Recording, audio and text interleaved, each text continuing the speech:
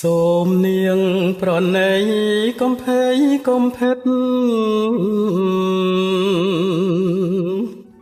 ចិន្តាអាណិតមកដល់រូបខ្ញុំ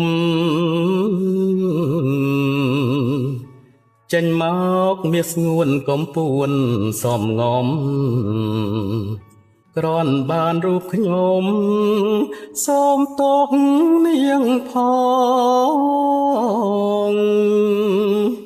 អោរូបសំផងស្រងលើងស្រីសួរមិនគួរឡើយសងតែម្ដងធ្វើឲ្យប្រឡាក់វងភ័ក្រផោផងខ្ញុំសូមជូតសងដោយដៃឯងខ្ញុំសូមលន់តួ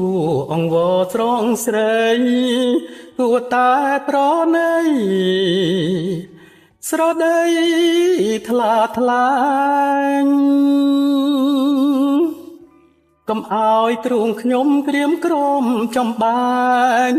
មេត្តានាងខ្លែងឲ្យអសង្កា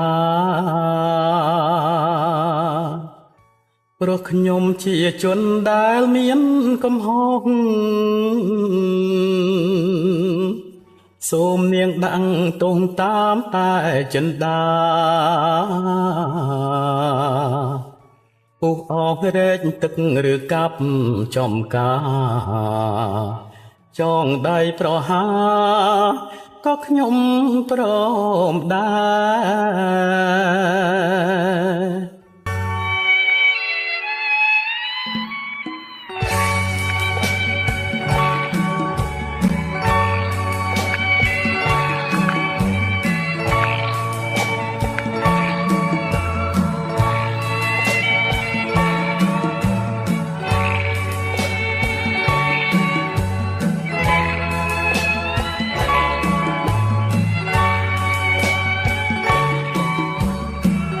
ខ្ញុំសូមលន់តួ